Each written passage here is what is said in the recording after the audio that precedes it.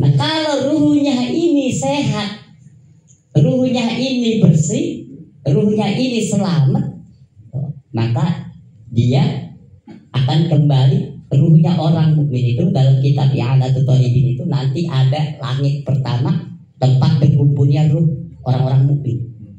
Makanya ketika orang-orang mukmin, orang-orang soleh meninggal, itu ruhnya gak terbelenggu. Di dalam kitab I'anatul Talibin dijelaskan setiap malam juga turun dia, diturunin, turun nengokin keluarganya. Kalau dia dapatin nih malam Jumat nih, lihat bininya, ngelihat anaknya lagi pada nonton TV. Lah ini orang tua kita yang udah meninggal, teriak Pak. Kata Imam Tajuddin As-Subki dikatakan itu suaranya aja nih, suaranya ibarat petir menggelegar. Kira-kira teriakannya bagaimana? Dalutong kata yang dia. Kalau bahasa Betawi bilang begitu. Lalu saya di pada nonton TV habis maghrib, lah bukan doain gua, bukan baca Yasin, bukan baca tahlil kan. Bapaknya itu pulang teriak. Jika dia dapetin anaknya yang jadi pada maksiat, itu sedihnya bukan main. Apa dia kata? Lah lu gua gedein, gua mati, gua tinggalin banda. Agak tahu diri banget tuh, banyak gitu ya. Tapi emang ini anak agak ngeliat, gak ada denger. Makanya hati-hati tuh. Ada orang kadang-kadang begini. Ada orang ini dikasih lihat. Ya. Ada kan tuh? Orang itu dikasih lihat bapaknya meninggal, dia ngeliat bapaknya. Tuh, emang lagi pulang gitu. Itu teguran. Biasanya kalau orang ini mendapat teguran dari orang mati, itu cuma dua, Pak. Kalau enggak yang paling bener, paling bader. Tahu bader? Hah? Sengkek. Tahu sengkek. Anak yang paling bener sama yang paling. Kalau yang nanggung-nanggung biasanya bang kagak didatengin. Biasanya kalau yang didatengin nih, yang dilogok gitu, yang paling bener sama yang paling bader. Paham gitu? Jadi itu jangan dikira bahwa kita kagak tahu, biar kita mati. Iya. Kita mau lagi enakan, nikmatin rumahnya, peninggalannya, nyari kagak, ya. Bangun kagak, tinggal nikmatin. Doain ogah. Nah itu hati-hati tuh. Kenapa? Kata Nabi begini. Kita itu bakal jadi orang tua. Kalau kita nggak berbakti sama orang tua kita nih, bakalan anak kita juga nggak berbakti. Sebagaimana Nabi berkata, birru aba'akum tabirrukum abna'akum. Berbaktilah kalian kepada kedua orang tua kalian, maka secara otomatis anak-anak kalian akan berbakti kepada kalian. Nggak perlu kita tabukin tuh anak. Nggak perlu kita gebukin itu anak suruh ngaji. Kalau kita pengen mencetak anak kita yang menjadi soleha, maka rubahlah dari diri kita. Perbaiki hubungan kita kepada orang tua kita. Yang tadinya mungkin masa hidup orang tua kita ini kita nggak berbakti. Terus orang tua kita meninggal. Selagi kita masih hidup, buru-buru perbaiki dari sekarang. Kenapa? Kelak nanti ketika kita meninggal pun anak kita akan seperti kita. Nah, kalau kita nggak berbakti sama meninggal sama. Tuh. Makanya apa? Allah itu ada hukum namanya hukum sunatullah. Kalau kata kita bilang itu hukum karma. Nanti apa yang dirasakan orang tua kita, maka kita akan ngerasain juga. Kita ngebantah sama orang tua. Sama kita juga dibantah sama anak. Perasaan kita gimana? Sakit Pak? Kesel kagak? Lebih capek buah-buahnya banting pulang dari dari gelap pulang gelap nyari duit buat nafkahin anak. Emaknya beranakin taruhannya nyawa. Tuh. Sampai bela-belain kagak makan. Lebih baik anak yang Makan, udah tua itu anak. Sial dangkal, udah garan. Coba, kira-kira gimana kesakitan dia? Nah kalau ada anak seperti Allah pun sama. Entar lu punya bini begitu, entar lu punya anak begitu. Hati-hati. Makanya kita perbaiki dari diri kita. Nggak perlu kita baikin anak kita dari diri kita. Kita benahi. Bukan anak yang kita gebukin, bukan anak yang kita kekang. Salah. Nggak akan benar. Dari diri kita, hubungan kita perbaiki, nanti dengan secara otomatis kita tersebut. Maka anak ini akan berbakti dengan sendiri. Yang kedua, wasulusul nafsi. Sepertiga bagian lagi dari manusia itu kembali kepada dirinya. Apa itu? Amal.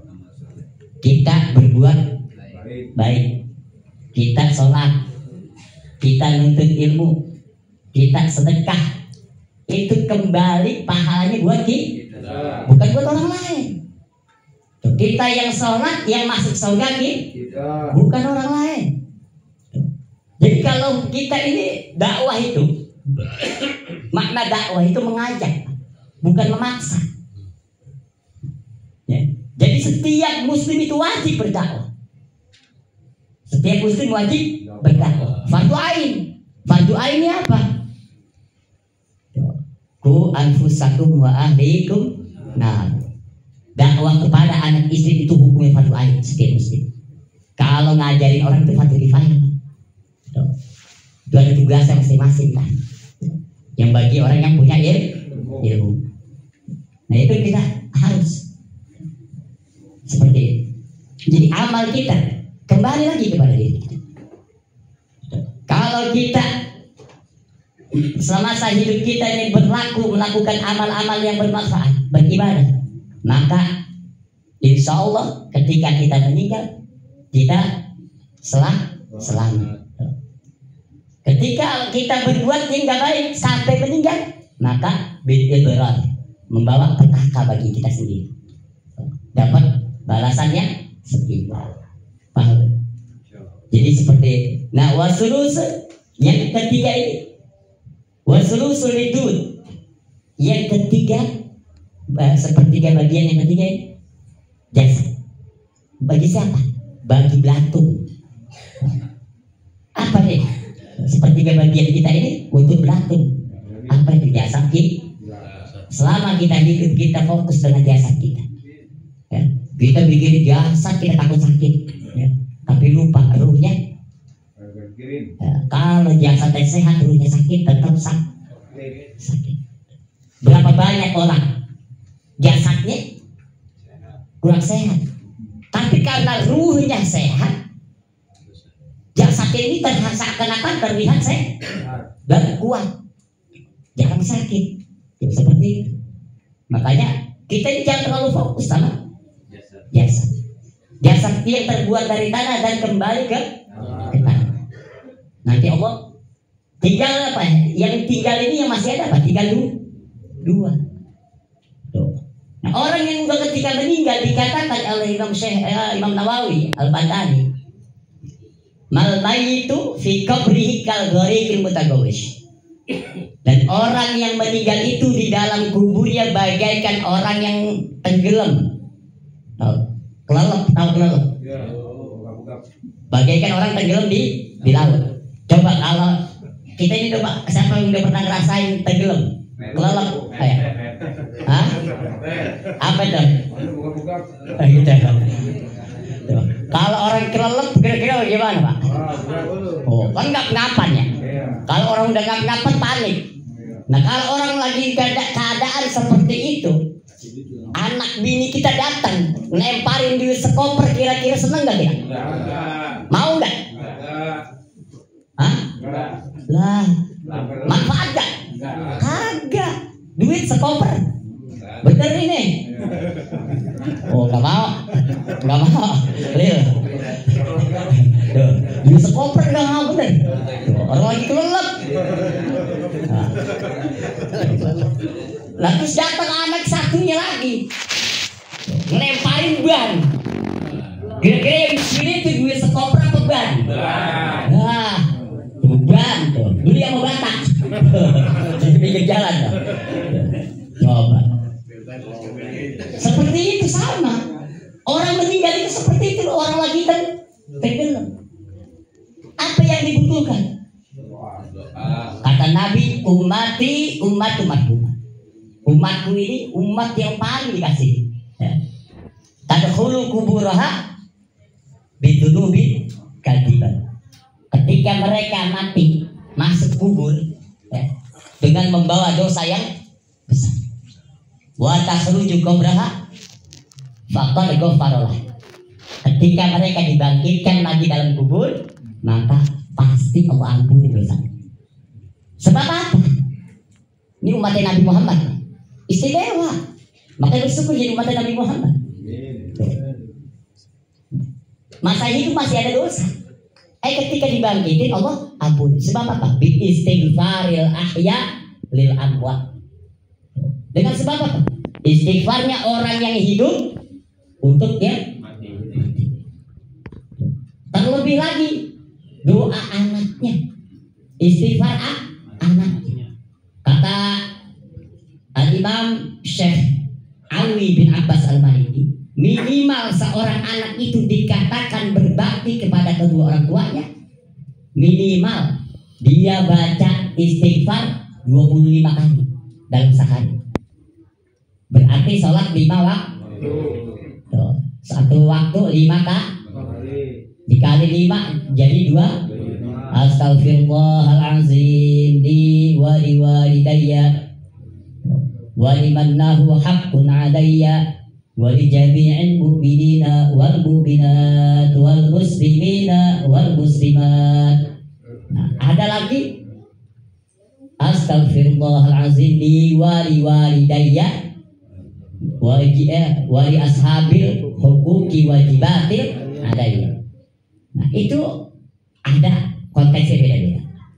Sama aja, tapi ada cakupan yang lebih luas lagi, Pak. Liman lahu haqqun alayya. Itu cakupannya lebih luas. Kalau ashabil huquqi alayya, sahabat-sahabat saya yang wajib berhak dapat istighfar. Tapi kalau liman lahu haqqun alayya, orang yang berhak atas, orang yang pernah aku zalimin kebagian tuh. Makanya kalau orang kita pernah zalim di dunia itu sama teman, belum minta maaf, orang itu meninggal. Kata Habib bin Hafiz, dia baca ini, maka orang yang dizalimi tadi itu dapat ampunan, nah, dapat transferan tuh dari istighfar tadi nih.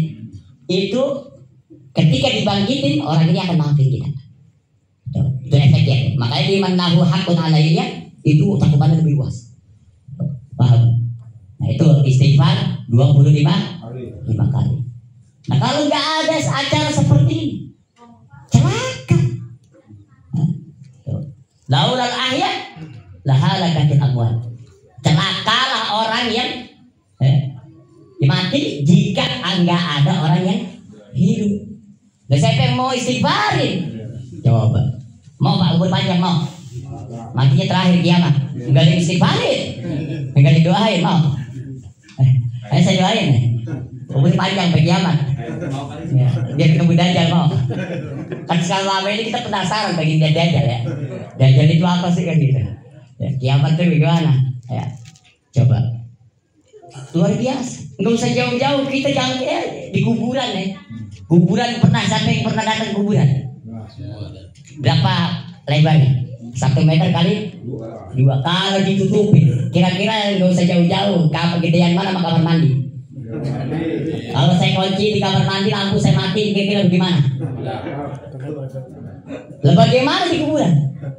Orang kita di kamar mandi aja lampu mati dikunci di depan, teriak-teriakan, ya. Udah gitu kok gak pada denger, apalagi di kuburan. Coba, udah sempit di kuburan ditinin papan lagi. Tuh. Wuru ke mata anak. Kira-kira bagaimana ya? Mudah-mudahan pada malam hari ini dengan kita hadir ya untuk mendoakan almarhum Bapak Sutrisno Pintarmono ya. Allah ampuni atas segala dosanya, Allah maafkan atas segala kesalahannya, dan Allah jadikan kuburnya raudhah min riyadil jannah, dan Allah jadikan keluarganya yang ditinggalkannya diberi ketabahan kesabaran, serta pengganti yang terbaik ya. Allah gantikan yang lebih baik daripada apa yang ditimpakan oleh Allah Subhanahu wa taala. Kita baca surat Al-Fatihah khususnya kepada almarhum Bapak Tarpono bin Bapak Sutrisna bin Tarpono. Al-Fatihah. Birullahilah wa ila hadratin Nabi sayyidina wa habibina wa ila ruhi almarhum la siyama almarhumin wal marhumat la siyama almarhum Bapak Sutrisna bin Tarpono. Innallaha yadkhilu fi quburihi ar-rawha wal rayhan wal 'afwa wal ridwan wal bisharata wal aman fi rafi'il jinan ma'a sayyidi waladi adnan wa ila hadratin Nabi. Al-Fatihah. Alhamdulillahi rabbil alamin arrahmanir rahim maliki yaumiddin.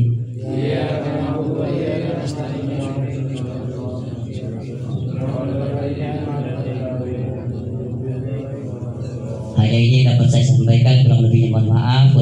Wassalamualaikum warahmatullahi wabarakatuh.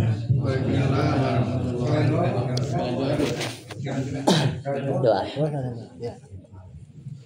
Astagfirullahaladzim billahi azim wa la tubilai.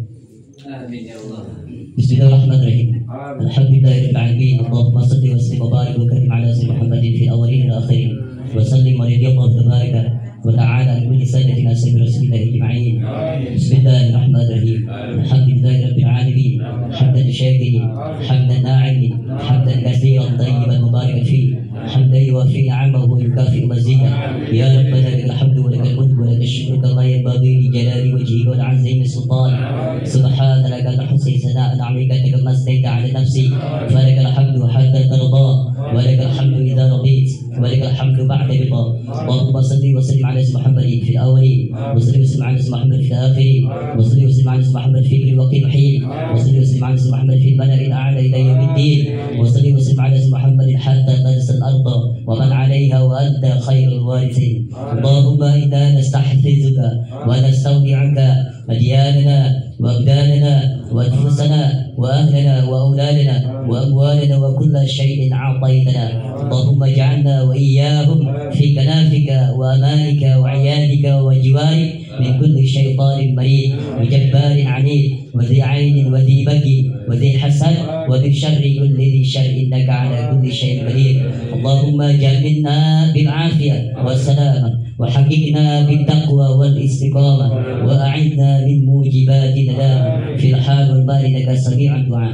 اللهم آسف بمحض فضلك وجودك وكرمك على ما تلوناه من القرآن العظيم وما أهللناه وما سبحناه وما استغفرناه وما صليناه على حبيبك سيدنا محمد صلى الله عليه وسلم في هذا المجلس المبارك الشريف هدية منا واصلة ورحمة منك نازلة وبركة شاملة وصدقة متقبلة نقدمها ونهديها صواب ذلك إلى حضرة سيدنا وحبيبنا وشفيعنا وقرة أعيننا رسول الله محمد بن عبد الله صلى الله عليه وآله وسلم وعلى آله وأصحابه وأزواجه وأولاده وذرياته وأهل بيته وسمي أرواح آبائه وأخوانه من الأنبياء والمرسلين وآل كل منهم وصحابة رسول الله أجمعين خصوصا منهم سيدنا الإمام المهاجر الله أحمد بن عيسى وسيدنا الإمام أستاذ الأعظم الفقيه المقدام محمد بن علي بعالمي وإلى الإمام قدر الرباني قوس الصمداني سلطان الأولياء سيد الشيخ محي الدين عبد القادر الجيلاني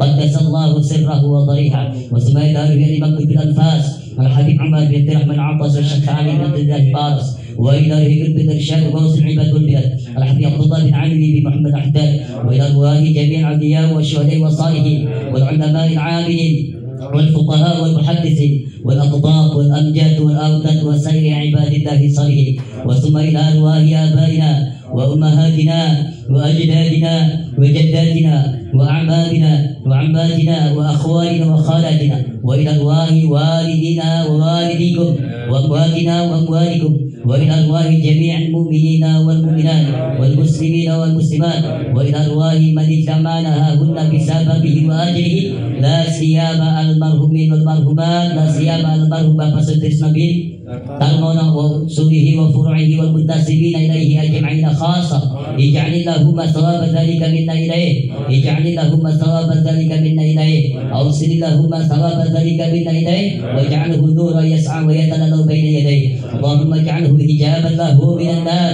wa sitran lahu minan nar wa 'isqan lahu minan nar wa fakakan lahu minan nar wa fida'an lahu minan nar wa ballighhu bihi minal firdausi a'la manaziliha واكتب له به من الثواب أجزاله وأوفره واستقل به موازنه من الحسنات واغفر له به جميع الذنوب والسيئات وارفعه به عندك إلى أعلى الدرجات واخلفه في أولاده ومن انتسب إليه بالخلافة الحسنة والعقل الصالح اللهم أدخل في قبوره وقبورهم الروح والريحان والعفو والرضوان والبشارة والأمان في رفيع الجنان مع سيد ولد عدنان يا حنان يا منان يا من إذا سئل أعطى وإذا استعين أعان اللهم ارحم تضرعنا واجبر انكسارنا فاقبل دعاءنا واختم بالصالحات أعمالنا وأعمالنا وعلى الإيمان والإسلام جميعا توفنا وأنت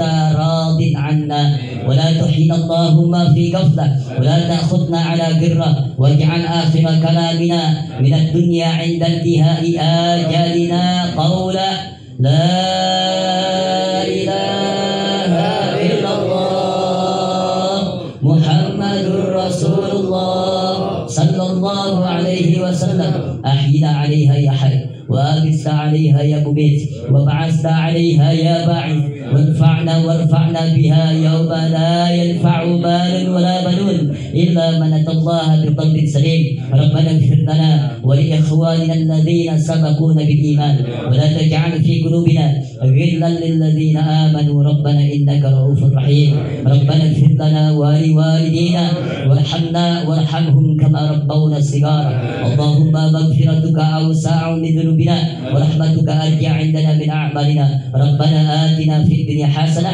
وفي الآخرة حسنة وقنا عذاب النار وصلى الله على سيدنا محمد وعلى آله وصحبه وسلم والحمد لله رب العالمين بسر الفاتحة.